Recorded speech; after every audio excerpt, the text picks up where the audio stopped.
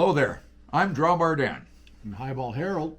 And welcome to Shop Track Christmas Message Edition. It's been a while, it's been a long time, and I think it was, Harold, June? It was the end of June, just before the fires. I scooted out to the coast to pick something up and came home, the next day Lytton. Oh, right, so it's been a while. Burned to the ground. And Anyways, we thought, being Christmas, we just, wanted to put out a little Christmas message, and keeping with the tradition, Harold and I are having an eggnog. Daj Bože. Daj Bože na zdrowie, it's good. Best of the season, Have it everybody. good Christmas. Yeah, so we're going to be back in action here. I mean, it's been 6 months. Time flies like an arrow. Fruit flies like a banana. And, this is just a Christmas treat for everybody out there. Merry Christmas, everybody. So, yeah.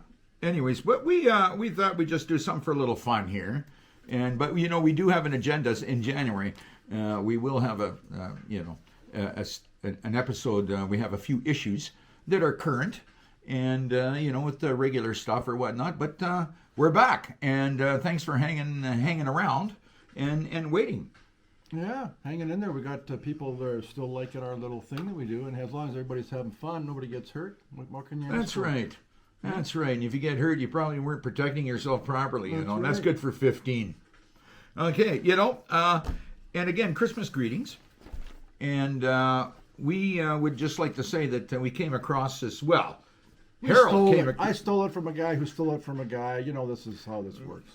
Anyways, we'd just like to say our apologies to the late Theodore Geisel, who's more commonly known as Dr. Seuss.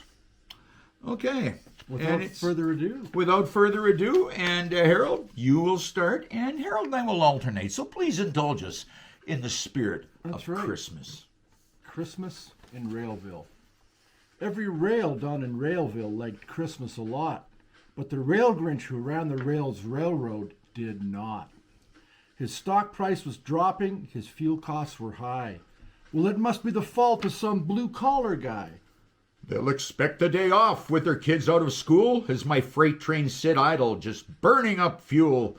He fumed as he stood there and he chewed on his nails and he looked down on Railville, just hating the rails.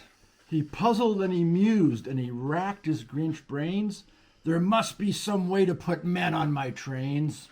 The schedules all say, in event of emergency, I can run rails who are fresh out of surgery.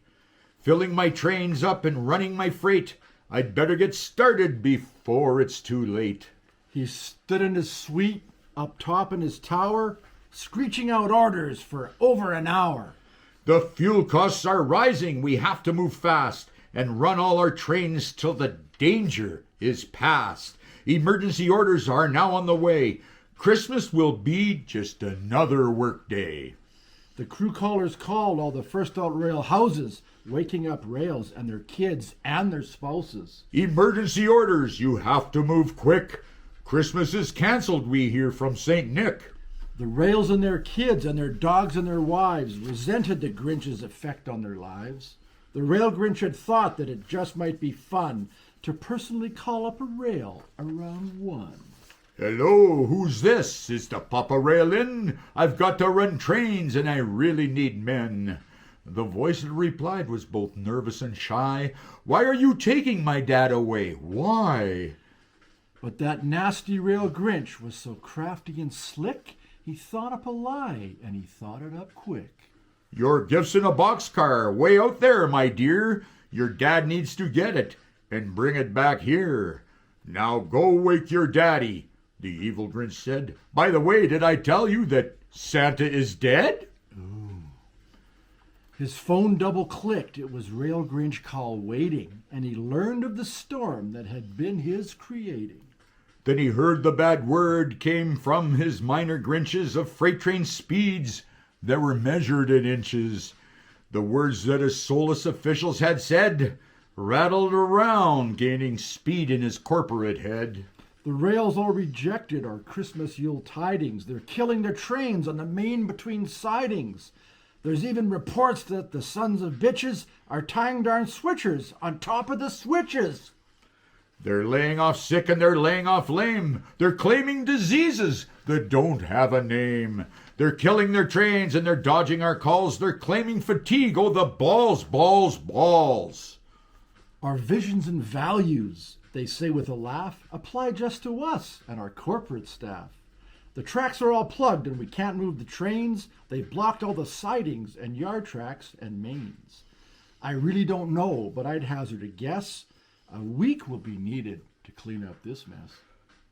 Well, what happened next? Well, the rails all surmise the rail Grinch's sphincter grew 3 times in size. The poor little thing was so overexerted by the size of the things that the rails all inserted that the Grinch rubbed his butt and he wiped off a tear and he said, "I don't think we'll work Christmas next year." Merry Christmas, Merry everyone. Christmas. Merry Christmas. Merry everyone. Christmas. Children of the Steel.